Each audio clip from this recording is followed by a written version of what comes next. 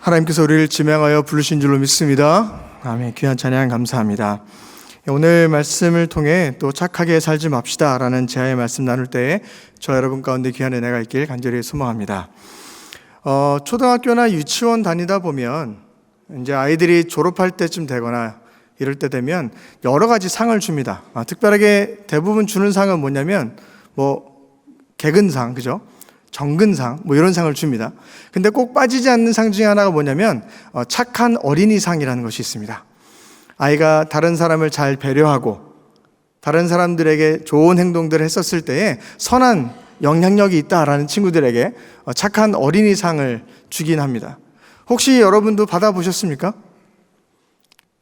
착하게 살지 않으셨습니까? 예, 우리 아이들에게 그런 것들을 주게 됩니다. 왜냐하면 이 아이들이 커서 여러 사람들과 함께 살아갈 텐데 선한 영향력을 미쳐가며 살아가라 라는 마음으로 그 아이를 축하하고 또 북돋아주는 의미에서 그런 착한 어린이상을 주곤 합니다. 사실 근데 이 착한 어린이상은 어린아이일 때만 끝나는 것이 아니라요, 성인이 돼서 결혼을 할 때도 이런 이야기들 하게 됩니다. 왜 이 배우자를 선택했어요? 왜 이 사람과 결혼하게 됐어요? 어떻게 그 마음을 먹었어요? 라고 물어봤었을 때에 많은 분들이 또 대답하는 것 중에 하나가 이 사람 참 착해요. 이 사람 참 마음이 선해요. 이런 얘기를 하게 된다라는 것이죠. 그 때문에 이 착한 삶이라는 것은 비단 어린아이들에게만 필요한 것이 아니라 우리 인생 가운데 성인이 돼서도 우리 가운데 우리가 선하게 살아가는 것, 착하게 살아가는 것, 그것은 누구에게나 요청되고 우리가 그렇게 살아가야 된다라고 도전이 되는 것이 바로 이 착한 삶이다라는 것입니다. 여러분들 착하게 사는 것이 쉬울까요? 쉬운 분들만 모였으니까 대답을 못 하시겠죠. 사실 착하게 산다는 것은 쉽지 않은 것 같아요. 성경을 보면 여러 사람들이 나오는데 그 중에 착한 모습으로 살았던 것 때문에 어려움을 당한 사람들을 만나게 됩니다. 먼저 요셉을 봅시다. 요셉은 태어났을 때에 아버지에게 착한 아들이었습니다. 착한 아들로서 아버지를 잘 대하고 가정에서 착한 아들로 자라났지만 누구의 시샘을 받습니까? 형들의 시샘을 받습니다. 분명 착하게 살았는데 아버지가 원하는 대로 잘 살아왔는데 시샘을 받아서 그가 종으로 팔려가게 됩니다. 종으로 팔려갔지만 그 팔려갔던 그 보디발 장군의 집에서 어떻게 살아갑니까? 착한 종의 모습으로 또 살아갑니다. 그 보디발 장군에게 내가 모셔야 되는 주인에게 착한 종의 모습으로 그가 그 집을 열심히 잘 섬겼다라는 것이죠. 그가 착하게 섬겼더니 그가 어떻게 됩니까? 보디발 아내 유혹에 그가 넘어가지 않아서 착하게 살아서 그가 오히려 누명을 쓰고 감옥에 가게 된다라는 것이죠. 착하게 살았더니 종이 되고 감옥에 가는 인생이 요셉에게 주어졌다라는 것입니다. 야곱은 어떻습니까? 어떻게 보면 야곱은 착한 삶이라고 보기는 좀 어렵지만 그가 착하게 살았던 순간들이 또 있었어요. 형의 장자권을 뺏어서 형이 나를 죽일까 봐 도망가서 살게 되지 않습니까? 그 도망가서 외삼촌 라반의 집에 가서 살게 될 텐데 그때 그가 그 외삼촌에게는 착한 조카로 살아가게 됩니다. 왜? 내가 그 외삼촌의 딸을 아내로 맞이하고 싶어서 무려 몇 년 동안이나 14년 동안이나 착한 조카의 모습으로 그 집을 섬겨가게 됩니다. 하지만 그 결과는 어떻게 됩니까? 끊임없이 자기가 착한 삶을 살기 원했지만 삼촌으로부터 14년 동안이나 노동을 착취되는 인생을 살아가게 되는 것을 우리가 발견하게 된다라는 것이죠. 어렸을 때부터 착하게 살아야 된다. 또 성인이 돼서도 착한 삶이 우리 가운데 필요하다라고 우리가 생각할 수 있겠지만 성경을 봐도 착하게 산다는 것이 쉽지 않고 오히려 어려움이 찾아온다라는 것을 발견하게 된다라는 것입니다. 하지만 분명한 것은 우리가 사는 이 사회 가운데에 나쁜 사람보다 못된 사람보다 착한 사람이 많다라는 것입니다. 그렇기 때문에 이 나라와 이 경제와 사회와 문화가 건강하게 이렇게 우리가 그것을 세워나갈 수 있다라는 것이죠.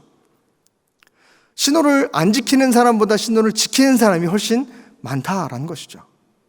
제가 어제 목사님들하고 병원 신방을 다녀왔는데 병원 신방 가려고 이제 404를 타려고 탁 올라갔어요. 그래서 타서 이제 좌회전 신호를 왼쪽으로 좌회전 깜빡이를 틀고 왼쪽 차선을 옮기려고 신호를 킨 다음에 백밀러를 통해서 차를 봤더니 뒤에 차가 없어요. 그리고 저 멀리에서 그것도 옆 차선에서 한 차가 오는 거예요. 그래서 공간이 여유가 있으니까 한번 넘어가 보자. 그래서 깜빡이 틀고 왼쪽으로 트는 순간 빵 하면서 그 차가 갑자기 이쪽 차선 넘어오면서 빵 달려오는 거예요. 왜 그럴까? 갑자기 왜 저 뒤에서 달려올까? 그래서 목사님들이 그랬어요. 그냥 급한 일이 있으신가 보다.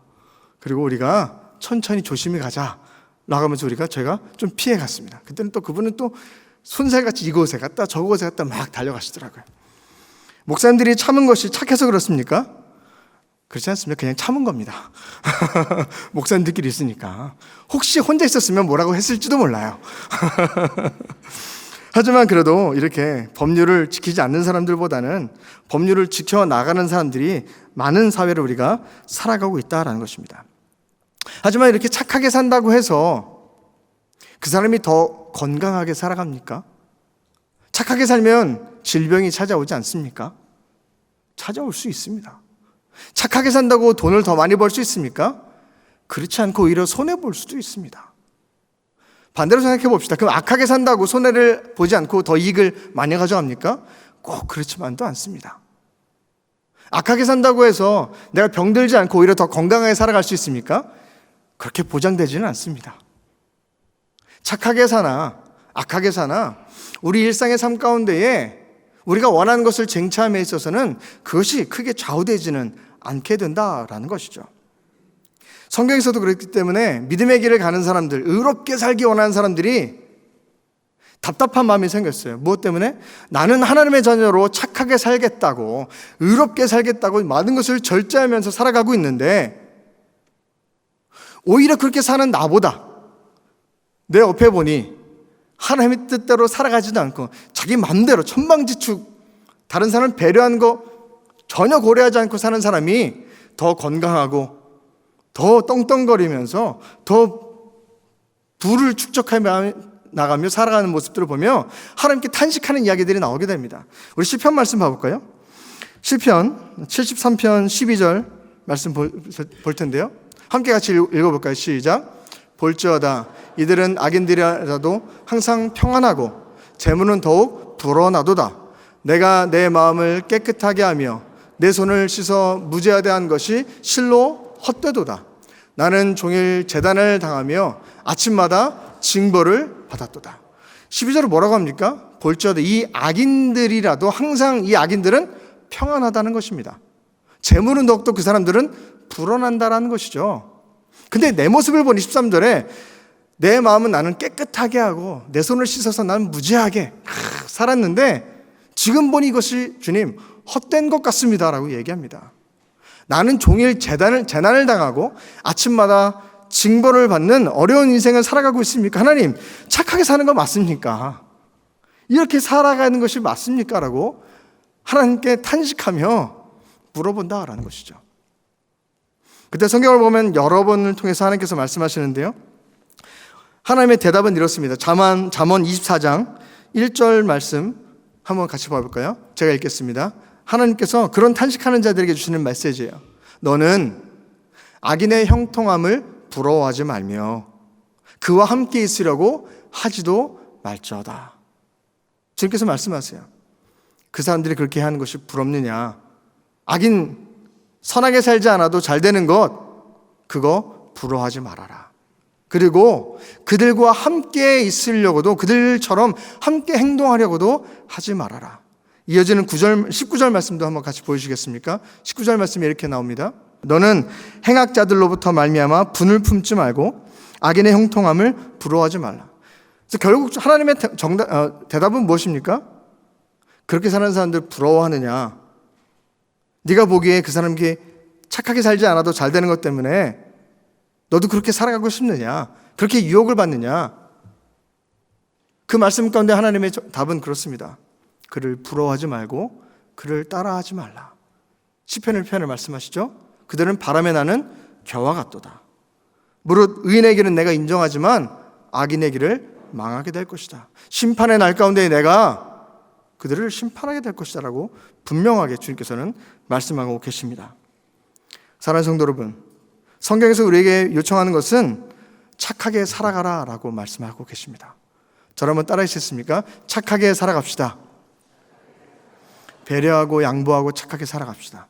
근데 목사님 설교 제목을 보니까 이상하게 잘못 오타 아니에요. 착하게 살지 맙시다가 제 제목이거든요. 제가 하고 싶은 얘기는 이제부터 시작입니다. 맞습니다. 우리가 일상의 삶 가운데 살아가면서는 주님께서 원하시는 삶은 착하게 살아가는 것입니다. 양보하고 배려하고 다른 사람들을 섬길 줄도 알고 내가 좀 손해보더라도 다른 사람들을 위할 줄 아는 삶을 살아가라.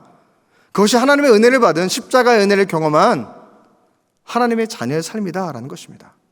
하지만 제가 오늘 말씀드리고 싶은 것은 일상의 삶이 아니라 영적인 삶에 있어서, 신앙의 삶에 있어서, 믿음을 간구함에 있어서는, 은혜를 갈망하는 데 있어서는 여러분 양보하지 마십시오. 내가 은혜를 받고자 하나님 앞에 나아가는 마음 배려하지 마십시오. 하나님의 은혜를 받고자 나아가는 그 열정의 마음을 갖고 나아갈 때는요, 하나님 나에게 은혜를 주십시오.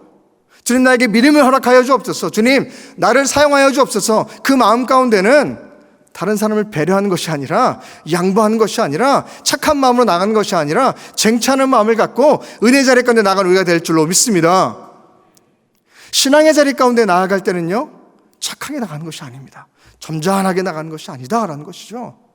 하나님 나에게 은혜를 주옵소서. 주님 나에게 믿음을 더욱더 허락하여 주옵소서. 주님 나의 부족한 인생이지만 나를 사용하여 주옵소서. 주님 나를 붙잡아 주옵소서. 그 마음 가운데 나아갈 때는요, 뒤도 옆도 바라보지 않고 주님을 바라보며 열정적으로 나가는 모습이 필요하다라는 것을 제가 오늘 말씀드리고 싶습니다. 앞에 언급했던 야곱의 삶을 봅시다. 야곱은 외삼촌의 집에서는 착한 조카로 살았지만 그가 결국 형을 만나러 가는 그 길 가운데에, 야복강 가운데에 하나님의 사자와 천사와 씨름을 한 이야기가 나옵니다. 왜 씨름을 합니까? 나를 축복하지 아니하면 나는 절대로 가지 않겠습니다 하면 놓아주지 않는 것입니다. 하나님 나를 붙잡아 주시고 나를 살려줄 것이 아니라면 나는 절대로 놓지 않겠습니다 하며 양보하지 않는 것입니다. 착한 마음으로 나가는 것이 아닙니다. 강력한 마음으로, 열정의 마음으로, 주님을 붙드는 마음으로 나갔던 자가 바로 이 야곱이다라는 것이죠. 믿음을 갈망할 때는, 하나님의 은혜를 구할 때는 착한 마음으로 나가는 것이 아니라 갈급한 마음으로 하나님께 붙잡히고 나가는 우리가 될 줄 믿습니다. 앞에 언급했던 요셉도 착한 아들이었죠. 착한 아들이어서 종으로 팔려갔고 보디발의 집에서 착한 종이어서 그가 죄인의 신분까지 가게 됩니다. 하지만 그가 죄인의 신분 가운데에 감옥에 있었을 때에 그 나라를 통치했었던 바로가 꿈을 꾸게 됩니다. 그리고 그 꿈을 이야기했는데 그 누구도 그 꿈을 해독해 주지 못하는 거예요. 그 꿈을 해몽해 주지 못하는 거예요. 그때 요셉이라는 자를 알게 되었고 요셉을 자신의 앞으로 불렀습니다. 그리고 그에게 이야기합니다. 내가 꿈을 꾸었는데 아무도 이 꿈을 해몽할 수가 없다. 너가 이 꿈을 해몽해 줄 수 있겠느냐라고 얘기했었을 때에 요셉은 바로 왕 앞에 이렇게 이야기합니다. 창세기 41장 16절 말씀입니다. 이렇게 얘기합니다. 요셉이 바로에게 대답하여 이르되 내가 아니라 누가 하나님께서 바로에게 편안한 대답을 하실 것입니다. 그가 착한 인생을 살아오면서 다 손해받고 많은 것을 내려놨지만 그가 끝까지 붙잡고 있었던 것은 무엇이었습니까? 만군의 여호와 하나님이었습니다. 그래서 바로왕 앞에 왔었을 때에 그가 물어봅니다. 그 누구도 내 꿈을 해몽해 주지 못한다. 너가 할 수 있겠냐 물어봤었을 때 그가 대답합니다. 내가 할 수 있는 것이 아니라 하나님께서 당신에게 대답해 줄 것입니다. 이 얘기를 듣고 바로가 이 얘기합니다. 그래, 내가 이런 꿈을 꿨고 저런 꿈을 꿨고 이런 꿈을 꿨는데 무슨 뜻이냐라고, 그럼 한번 해몽해봐라 라고 얘기합니다. 그때 다시 한번 요셉은 이렇게 얘기합니다. 창세기 41장 25절 말씀입니다. 요셉이 바로에게 아뢰되 바로의 꿈은 하나입니다. 하나님이 그에게 하실 일을 바로에게 당신에게 보여주실 것입니다. 당신에게 꿈꾸게 하신 것도 누구이십니까? 하나님이십니다. 끊임없이 요셉은 누구를 붙잡고 나아갑니까? 하나님을 붙잡습니다. 그 전에 그가 착한 인생을 살아갔었을 때에는 다 손해를 봤습니다. 노예로 팔려가기까지 했고요. 감옥에 들어가는 억울한 누명까지 쳤습니다. 다 포기했습니다. 그런 것들은 다 괜찮았습니다. 하지만 그에게 큰 문제가 다가왔었을 때 그가 붙잡았던 것은 무엇이었습니까? 하나님이었습니다. 하나님을 붙잡는 마음 가운데는 그가 양보하지 않았습니다. 심지어 바로왕 앞에 자신이 잘 보이면 얼마나 좋겠어요. 내가 할 수 있습니다. 내가 그거 해낼 수 있습니다. 자신을 드러냈으면 얼마나 더 높은 자리에 올라갈 수 있는 힘이 있는 권위 있는 사람이 될 수 있지 않았을까요? 하지만 그 가운데에 요셉은 무엇을 잡았습니까? 하나님을 붙잡습니다. 다른 것은 다 용서할 수 있고 다 포기할 수 있지만 나는 하나님을 붙잡고 나아간다. 그래서 요셉이 그의 꿈을 해몽해 주게 됩니다. 그 모든 해몽을 들었던 바로가 나중에 요셉에게, 그리고 요셉과 함께 있었던 그 궁중에 있었던 많은 사람들에게 이렇게 표현합니다. 창세기 41장 38절 말씀입니다. 보시겠습니까? 함께 읽겠습니다. 시작. 바로가 그의 신하들에게 이르되 이와 같이 하나님의 영에 감동된 사람을 우리가 어찌 찾을 수 있으리요 하고. 이것은 누가 얘기한 것입니까? 바로가 이야기하는 것입니다. 그를 평가할 때 어떻게 합니까? 그는 하나님의 영에 감동된 사람을, 내가 어떤 이런 사람을 찾아볼 수 있겠느냐라고 하며 요셉이야말로 하나님을 붙잡고 나갔던 영혼이었고, 뿐만 아니라 그가 하나님을 붙잡았을 때에 하나님의 영이 그를 붙잡아 주셔서 그 영혼을 하나님께서 귀하게 인도해 주셨던 영혼이 바로 이 요셉이다라고 바로왕이 표현했던 것을 우리가 발견하게 된다라는 것입니다. 요셉은 많은 것을 포기했습니다. 착하게 살기 위해서 형들에게 많은 질타도 받았고 감옥에 갇히기도 했습니다. 다른 것들은 다 양보하고 다 포기했습니다. 심지어 자신의 생명까지도 포기하는 그 어려운 순간까지도 요셉은 살아갔다라는 것이죠. 하지만 그가 끝까지 붙잡았던 것은 무엇입니까? 하나님을 붙잡고 나아갔습니다. 장차 자신을 팔았던 형들을 만났을 때에 그가 또 이야기하죠. 형들, 무서워하지 마십시오. 걱정하지 마십시오. 내가 이 자리에 있던 것은, 내가 먼저 이 자리에 있는 것은 하나님께서 우리를 살리시고자, 우리에게 생명을 주시고 구원하고자 나를 먼저 보내주신 것입니다. 자신을 팔았던 형들에게까지도 누구를 이야기합니까? 하나님이 우리를 도와주신 것입니다 라고 하며 하나님을 붙잡는 데는 1등이 되었던 자가 바로 요셉이 되었다라는 것입니다. 사랑하는 성도 여러분, 여러분 살아가시면서 어떤 것을 포기하고 양보하며 살아가고 계십니까? 어떤 것을 손해보며 살아가고 계십니까? 믿음의 길을 걸어가다 보면 생각하지 않아도 될 것들, 그리고 내가 이것도 포기하지 않아도 될 것들, 이런 것들이 생각나고 어쩔 수 없이 내려놓을 때가 있다라는 것이죠. 하지만 성경은 끊임없이 얘기합니다. 그래, 그런 거는 내려놔도 괜찮아. 양보해도 괜찮아. 하지만 믿음을 강구함에 있어서는 양보하지 마십시오. 은혜를 받는 자리에는 결코 양보하고 나가지 마십시오. 하나님의 능력을 붙잡는 순간 가운데는 그 자리는 여러분 꼭 붙잡고 나가십시오. 우리에게 말씀하신 줄로 믿습니다. 저를 한번 따라 하시겠습니까? 은혜를 갈망하는 자리에는 착하게 살지 마십시오. 그렇기 때문에 오늘 제목이 착하게 살지 마십시오라는 제목을 드린 것입니다. 성경은 말합니다. 천국은 침노하는 자의 것이다. 적극적으로 붙잡고 열정적으로 의지하는 자에게 하나님께서 주신다라고 우리에게 말씀해 주고 계십니다. 오늘 함께 읽었었던 본문 예레미야로 한번 같이 가봅시다. 예레미야서 29장 말씀에는 하나님께서 이스라엘 백성들 가운데에 그들이 범죄함으로 말미암아 이스라엘이란 그 나라 자체가 다 망했습니다. 나라가 멸망했습니다. 그래서 그들이 다 바벨론의 포로로 끌려간 상황입니다. 나라도 잃었고 재물도 다 잃었고 가진 것이 없습니다. 그때에 하나님께서 그들에게 명령하십니다. 내가 너희를 지금은 심판하지만 분명 너희를 회복할 것이다. 그러면서 오늘 말씀 12절 말씀 13절 말씀을 주시게 됩니다. 같이 한번 읽어볼까요? 시작. 너희가 내게 부르짖으며 내게 와서 기도하면 내가 너희들의 기도를 들을 것이요 너희가 온 마음으로 나를 구하면 나를 찾을 것이요 나를 만나리라. 포로된 자들에게 말씀하십니다. 다 잃어버린 자들에게 주께서 말씀하세요. 너희가 지금 해야 될 것은 무엇이냐? 세상의 것들을 의지하는 것이 아니라 무엇을 바라봐야 되느냐? 나에게 부르짖어라. 내게 기도하면 내가 너희의 기도를 들어줄 것이다. 너희가 온 마음으로 나를 구하고 찾는다면 나를 찾게 될 것이고 나를 만나게 될 것이다 라고 말씀하십니다. 이스라엘의 포로 생활은 70년이나 지속되게 됩니다. 어떤 사람은 이 70년의 삶을 지나가면서 이런 마음이 들었는지 몰라요. 내가 지금 이렇게 포로가 된 것은, 나라를 잃어버린 것은 다 저 사람들 때문이다. 저 지도자들이 나라를 잘못 다스렸고 하나님께 범죄하고 하나님께서 원하지 않는 우상 숭배하고 그래서 다 저 사람들 때문에 남 탓을 하면서 그 포로기 시간을 지나왔는지 모르겠어요. 그분들에게도 이야기합니다. 남 탓할 것 없다. 너가 지금 나를 붙잡고 나에게 부르짖어라. 그럼 나는 듣고 너에게 응답해 주겠다라고 말씀하십니다.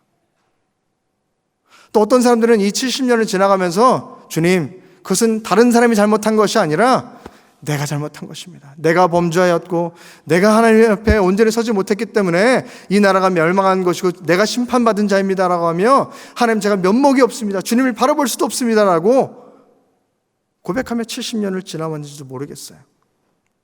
그런 자들에게도 동일하게 이야기합니다. 나에게 면목이 없다고 나를 바라보지 않는 것이 아니라 나를 바라봐라. 나에게 부르짖고 나를 찾아라. 그러면 내가 너를 만나주겠고 너의 기도에 응답하겠다라고 주님께서는 말씀하고 계시다라는 것입니다. 적극적으로 은혜를 구하며 나에게 나아와라. 그럴 때 내가 반드시 응답하겠고 내가 너와 함께하겠고 하나님의 은혜 가운데 충만한 자리 가운데 내가 너를 만들어주겠다라고 주님 우리에게 약속하신 줄로 믿습니다. 착하게 살지 마시기 바랍니다. 무엇을 위해서는? 은혜를 갈망하는 자리에는 착하게 양보하며 점잖하게 나가는 것이 아니다라는 것입니다. 그런 믿음의 길을 걸어갔던 선조들이 많이 있지만 제가 성경을 읽으면서 제 개인적으로 이름도 없지만 참 믿음으로 본받고 싶다라는 분들이 여러 인물들이 성경에 기록되어져 있습니다. 그 중에 두 분만 소개해드리고 싶은데요. 사실 이름은 없어요. 누군지 알 수 없어요. 하지만 그분들의 삶과 믿음의 모습이 너무나도 훌륭하다는 것이죠. 첫 번째 알려드리고 싶은 분은, 소개해주고 싶은 분은 혈류병 걸린 여인입니다. 12년 동안 혈류병 걸린 여인입니다. 이 여인은 성경에서 12년 동안 혈류병 걸린 여인으로 나오지 그 이름조차 기록되어 있지 않다라는 것이죠. 이 여인은 부정한 여인이었습니다.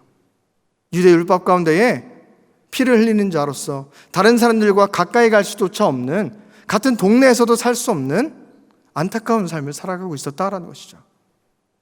근데 이 여인이 소식을 들었습니다. 무슨 소식입니까? 예수님이 우리의 동네에 온다라는 소식을 들었습니다.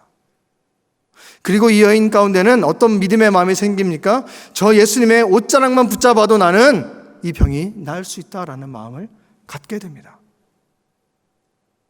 그리고 이 여인은 담대한 마음을 가지고 사람들을 헤쳐나아가며 예수님 앞에 나아가게 됩니다. 여러분, 이 행동이 얼마나 위대한 행동인지 아십니까? 이 여인은 사람들 가운데 가까이 나갈 수도 없던 자였어요. 다른 사람들을 만지면 그 사람도 부정하게 돼서 그렇게 행동하면 안 됐던 여인이었어요. 그 행동들은 어떻게 보면 나쁜 행동이었다는 것이죠. 잘못된 행동이었어요. 하지만 이 여인에게는 믿음이 있었습니다. 무엇? 예수 그리스도를 만나서 그 옷자락만 붙잡으면 내 모든 질병들이 사라지게 될 것이다라는 그 믿음을 가지고 나는 착한 걸 다 포기할래. 영적으로 내가 살아가는 거, 하나님의 은혜를 간구한 자리 가운데 나아갈래. 그 마음을 갖고 사람들을 헤쳐나아가며 예수님의 옷자락을 붙잡게 되었다라는 것입니다. 절대로 착한 행동이 아닙니다. 하지만 그 여인을 살릴 수밖에 없는, 그 여인을 살릴 수 있는 유일한 길이 그것이었기에 그 여인은 그 은혜를 갈망하고자 주님 앞에 나아갔다라는 것입니다. 그 여인이 주의 옷자락을 붙잡았을 때에 그 여인은 깨끗하게 병이 낫게 되었고 그 여인에게 주님께서 이렇게 말씀하십니다. 마태복음 9장 22절 말씀인데요, 예수님께서 그 여인에게 이렇게 말씀하십니다. 예수께서 돌이켜 그를 보시며 이르시되 딸아 안심하라, 내 믿음이 너를 구원하였다 하시니 여자가 그 즉시 구원을 받으니라. 아멘. 그 여인은 병만 고침받은 것이 아닙니다. 하나님을 붙잡고 나아가는 그 열정적인 마음으로 붙잡고 나아갔을 때에 그 영혼 가운데 구원까지 허락하시는 은혜를 그 여인은 덧입게 되었다라는 것이죠. 성경에서 비록 이름도 기록되어져 있지 않은 여인이었지만, 비참한 삶을 살았던 여인이었지만, 하나님을 붙잡는 믿음에 있어서는 그 누구보다도 비교가 되지 않는 귀한 믿음의 모습을 보여줬던 여인이 바로 이 12의 혈류병 걸린 여인이었습니다. 또 한 분을 소개하겠습니다. 그의 이름은 성경에서는 바디메오라고 적혀 있습니다. 사실 그의 이름을 바디메오라고 적혀 있지만 사실 그는 이름이 없는 자입니다. 왜 그러느냐? 바디메오라는 것은 아들이라는 뜻이고요, 디메오라는 사람입니다. 그의 아버지입니다. 바디메오라는 것은 디메오의 아들이라는 뜻입니다. 그렇기 때문에 어떻게 보면 성경에서 그의 이름이 정확하게 기록되어 있지 않은 인물이다라는 것이죠. 왜 그랬냐면 그는 태어나면서부터 앞을 볼 수 없는 맹인이었습니다. 그렇게 성경에는 그의 이름조차 기록되어 있지 않습니다. 그는 평생 어떻게 살았습니까?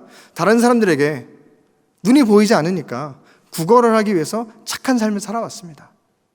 소리내면 다른 사람들이 싫어하니까 착하게 행동하고, 그래야지 다른 사람들에게 좀 더 불쌍한 여김을 받아서 뭐라도 얻을 수 있기 때문에 다른 사람들에게 피해를 주지 않는 삶을 바디메오는 살아왔다라는 것이죠. 하지만 그도 어떤 소식을 듣습니까? 예수님이 우리가 사는 동네에 온다라는 소식을 바디메오도 듣게 됩니다. 그때 그는 평생 한 번도 소리쳐 본 적 없었던 이 사람이 늘 숨죽여 살며 다른 사람 소리를 귀 기울이며 그 목소리에 흔들렸던 사람이 소리를 내며 부르짖며 이렇게 얘기합니다. 다윗의 자손 예수여, 나를 불쌍히 여겨 주옵소서. 그가 소리쳤을 때 주변 사람들이 그를 말립니다. 조용하라고, 뭘 잠잠하라고, 어떻게 네가 이렇게 시끄럽게 떠드냐고. 성경을 보면 이렇게 기록되어 있습니다. 그는 다시 더 큰 소리로 외쳐 이르되 다윗의 자손 예수여, 나를 불쌍히 여겨 주옵소서.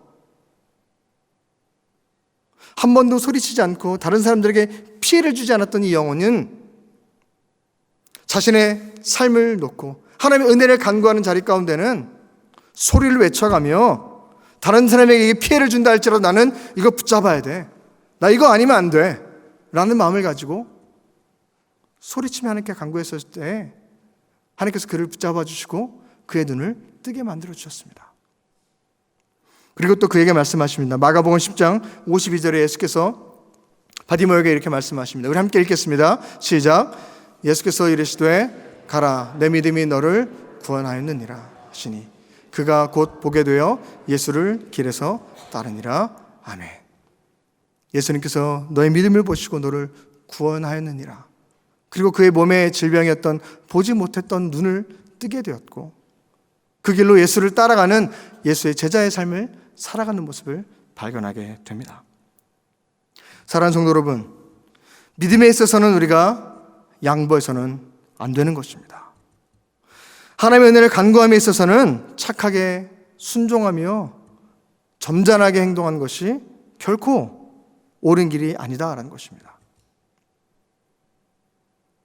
요즘에 한국 뉴스나 TV를 보다 보면 한국의 젊은 친구들이 요즘에 빠져 있는 것이 뭐냐면 요즘에 그거 아세요? 팝업 스토어 이런 곳 들어보셨습니까? 캐나다에 있는 건 잘 없는 것 같은데 팝업 스토어라고 해서 임시 며칠 동안 거기서만 오픈을 하는 가게고요. 그 가게에 가야지만 또 여러 가지 굿즈들, 물건들을 살 수 있는데 그 물건도 계속 살 수 있는 게 아니라 한정되어 있는 수량을 가지고 있어서 거기서 가야 그 물건을 살 수 있기 때문에 많은 청년들이 거기에 막 줄을 서고, 혹시 오픈런이라고 들어보셨습니까? 문을 열면 막 뛰어들어가서 자기가 가져가려고 하는 모습을 많이 보여주고 있다는 것입니다. 팝업 스토어라는 것이 요즘에 어마어마하게 한국에서 막 생겨나고 있어요. 더현대 서울이라는 곳에서, 홍대에서, 강남에서 여러 군데서 팝업 스토어들이 막 생겨나고 있어요. 청년들을 보면 하루에 막 3시간, 4시간 줄 서가면서 거기 들어가서 그 물건 하나 사겠노라고. 그 물건이 무슨 대단한 거 아니에요. 무슨 배지 하나, 스티커 하나, 옷 하나 이런 거예요. 근데 그거 사겠노라고 그렇게 열정적으로 나가는 모습을 보게 된다는 것이죠. 그리고 또 몇 년 지났죠. 재작년이었나요? 한국에서 그 빵 속에 들어있는 띠부띠부실이라고 스티커 같은 거 파는 게 있었어요. 혹시 들어보셨습니까? 그 스티커 모은 것이 열풍이었어요. 띠부띠부실, 이름도 희한하죠. 왠지 아십니까? 띄었다 붙였다 띄었다 붙였다 하는 스티커라서 띠부띠부실입니다. 어쨌든 이름도 참 재밌게 져요. 근데 이거를 애들이 모으려고, 이게 한 150일 정도 된대요. 이걸 모으려고 누구를 동원하느냐? 할머니를 동원해요. 왜? 마트가 처음에 새벽에 열잖아요. 그때 빵들이 들어온다는 거예요. 할머니 새벽 예배 갔다가 그 마트에 가서 줄 좀 서줘. 손녀가 부탁하는데 어떻게 안 쓰겠어요? 그래, 내가 새벽 예배 갔다가 기도하는 마음으로 가서 쓸게. 할머니가 새벽 예배 끝나고 그 매점 앞에 가가지고, 가게 앞에 가가지고 줄을 서 있는 거예요. 빵이 들어올 때까지. 근데 아무리 써도 빵이 안 들어와. 그러니까 누가 이제 찾아오느냐? 자기 딸이, 엄마가 애 학교 보내고 나서, 엄마 고생했죠. 그러면서 저랑 바톤 터치해서 할머니는 집에 가시고 엄마가 이어받아서 줄 섰다가 빵 들어오면 빵 사가지고 그 스티커 모으는, 이게 뭡니까? 이런 열풍들이 끊임없이 일어나고 있다는 거예요. 여러분, 이런 것은 다 양보해도 됩니다. 다 양보해도 됩니다. 내가 줄 3시간, 4시간 섰다 하더라도 정말 그 필요한 사람이 내 뒤에 서 있는데 못 살 것 같다. 그러면 내 앞으로 와십시오. 내가 양보하겠습니다. 아깝지만 여러분, 그 양보해도 됩니다. 안 할 것 같아요, 여러분 보니까. 그런 건 양보해도 됩니다. 그런 데서는 착하게 살아도 괜찮습니다. 하지만 하나님의 은혜를 받는 자리 가운데는 양보하지 않는 여러분들에게 간절히 축복합니다. 은혜를 받는 자리 가운데는 착하게 살아가지 않는 여러분들에게 간절히 축복합니다. 하나님의 은혜를 갈망하는 자리 가운데는, 은혜를 사모하는 자리 가운데는 착하게 살아가지 않는 여러분들에게 간절히 축복합니다. 일상의 삶 가운데는 다 양보해도 되지만 은혜를 받는 자리 가운데에, 신학의 자리 가운데는 열정을 가지고 나가는 여러분들에게 간절히 소망합니다. 오늘 마지막 예레미야 29장 11절에 그래서 주님께서 이렇게 말씀하십니다. 왜 그렇게 너희가 해야 되느냐? 나에게 있는 너희를 향한 마음이 무엇이냐? 여호와의 말씀이니라.